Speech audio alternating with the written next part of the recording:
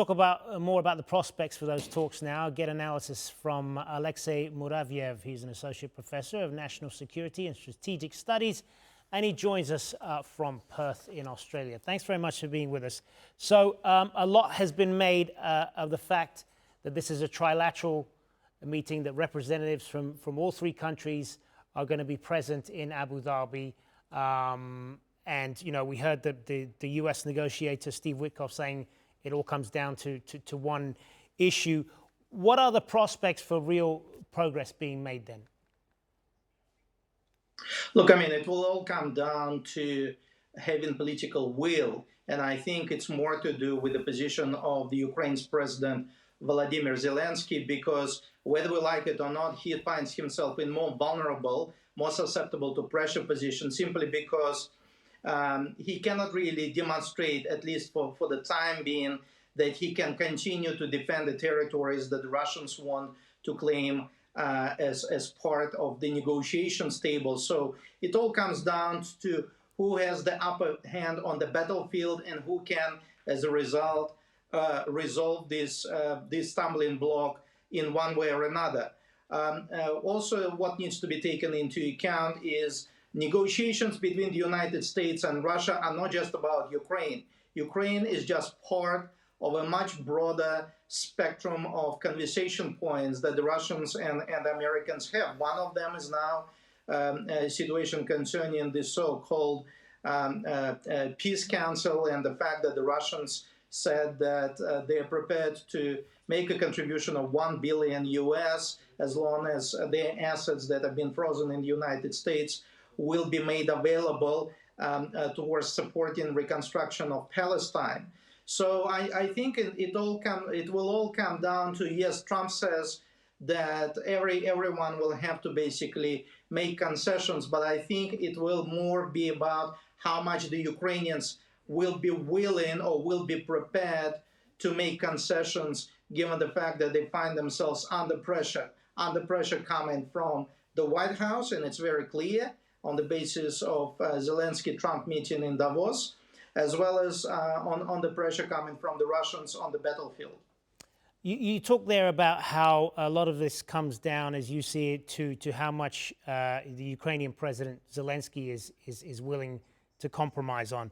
But we've been down this road before with these talks where there's lots of talk of optimism, and then it comes down to what Putin decides. Russian President Vladimir Putin, as long as he remains firm in his territorial demands, and he hasn't budged on him wanting to consolidate the territory in Ukraine that Russia still controls, and further territory beyond that. Is there realistically any chance of a peace deal as long as he remains firm on that? Well, I would probably say not much, unless he would actually be given real substantial concessions, but this time not coming from the Ukrainian side, but rather than from the United States and perhaps from Europe. Otherwise, he'll probably not be interested in that. Because I think there is one point that is missing in all the conversations concerning why the Russians want to grab those lands. Yes, we can certainly describe it in the context of Russia's constitution and the way how the Russians look at Donbas region, as well as Zaporizhia, as well as Kherson region, which doesn't really get mentioned a lot as negotiations points. But even with regards to eastern parts of Ukraine, the Donbas region, it's not just about territory.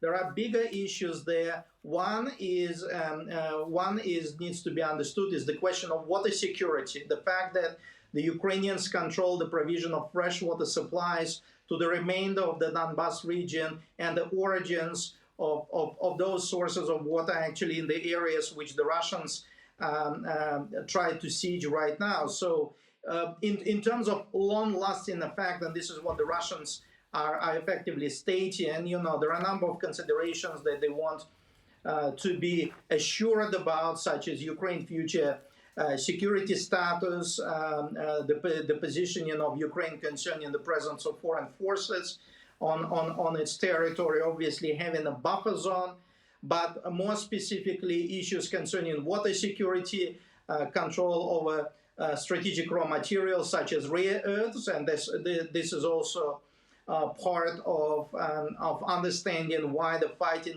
heavy fighting is taking place where it is now. So for as long as these matters will remain unresolved to the satisfaction of Moscow, I cannot possibly see how Putin can back down or simply say, yeah, we kind of ready to compromise on that, because it's not going to be a long-lasting peace settlement rather than an operational pause between phase one of the war and phase two of the war.